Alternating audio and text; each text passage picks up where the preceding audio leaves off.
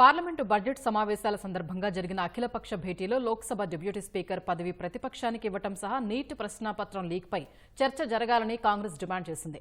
దీనిపై స్పందించిన పార్లమెంటరీ వ్యవహారాల శాఖ మంత్రి కిరణ్ రిజిజు సభ సజావుగా సాగేలా చూడటం అధికార ప్రతిపక్షాల ఉమ్మడి బాధ్యత అని తెలిపారు. నిబంధనల మేరకు ఏ అంశంపై అయినా చర్చకు ప్రభుత్వం సిద్ధంగా ఉందన్నారు. ప్రతిపక్ష పార్టీల నేతలు చేసిన సూచనలపై బీఏసీలో నిర్ణయం తీసుకోనున్నట్లు కేంద్ర మంత్రి రిజిజు అఖిలపక్ష సమావేశం తర్వాత తెలిపారు.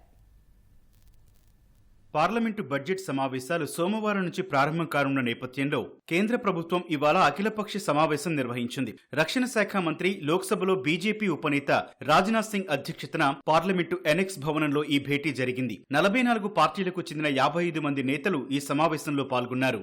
బీజేపీ తరపున ఆ పార్టీ అధ్యక్షుడు జేపీ నడ్డా, కాంగ్రెస్ నేతలు గౌరవ్ గొగోయ్, జైరాం రమేష్, కె సురేష్, ఎంఐఎంకు చెందిన అసదుద్దీన్ ఓవైసీ, ఆర్జేడీ ఎంపీ అభయ్ కుష్వా, జేడీయూ నాయకుడు సంజయ్ ఝా, ఆప్ ఎంపీ సంజయ్ సింగ్, ఎస్పీ నాయకుడు రామ్ గోపాల్ యాదవ్, ఎల్జేపీకి చెందిన చిరాగ్ పాస్వాన్, ఎన్సీపీ ఎంపీ ప్రఫుల్ పటేల్ తదితరులు అఖిలపక్ష భేటీకి హాజరయ్యారు. గత పార్లమెంటు సమావేశాల సందర్భంగా ప్రధాని మోదీ ప్రసంగిస్తుండగా ప్రతిపక్షాలు ఆందోళన చేసిన విషయాన్ని ప్రస్తావించిన రాజ్నాథ్ సింగ్ ఈసారి అలాంటి పరిస్థితులు పునరావృతం కాకూడదని విపక్ష నేతలను కోరారు. పార్లమెంటు బడ్జెట్ సమావేశాలు సజావుగా సాగేందుకు సహకరించాలని పార్లమెంటు వ్యవహారాల శాఖ మంత్రి కిరణ్ రిజిజు ప్రతిపక్ష నేతలకు విజ్ఞప్తి చేశారు. ఈ సందర్భంగా లోక్సభలో ఉపసభాపతి పదవి ప్రతిపక్షానికి కేటాయించాలని కోరిన Congress party NEET UG paper సహా ప్రశ్నాపత్రాల లీక్ అంశంపై చర్చ జరగాలని ప్రభుత్వాన్ని కోరింది. కన్వర్ యాత్ర సాగే మార్గంలో దుకాణాల బోర్డులపై యజమానుల పేర్లు రాయాలన్న ఉత్తరప్రదేశ్ సర్కారు వివాదాస్పద నిర్ణయాన్ని ఎస్పీ ఎంపీ రామ్ గోపాల్ యాదవ్ అఖిలపక్ష భేటీలో ప్రస్తావించారు. అఖిలపక్ష సమావేశంలో అనేక అంశాలపై చర్చించినట్లు తెలిపిన పార్లమెంటరీ వ్యవహారాల శాఖ మంత్రి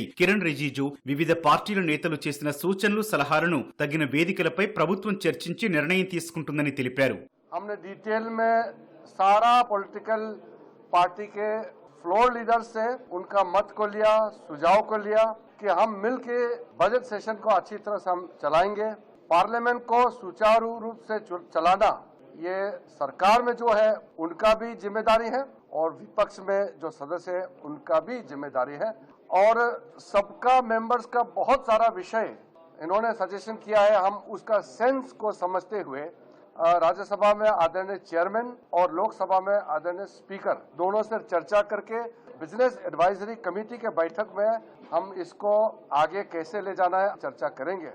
ఈ నెల 22వ తేదీ నుంచి ఆగస్టు 12 వరకు పార్లమెంటు బడ్జెట్ సమావేశాలు జరగనుండగా ఈ నెల 23న ఆర్థిక శాఖ మంత్రి నిర్మలా సీతారామన్ 2024-25 సంవత్సరానికి పూర్తిస్థాయి బడ్జెట్ సమర్పించనున్నారు. పార్లమెంటు సమావేశాల మొదటి రోజే ఆర్థిక మంత్రి నిర్మలా సీతారామన్ ఆర్థిక సర్వేను సభ ముందుంచనున్నారు.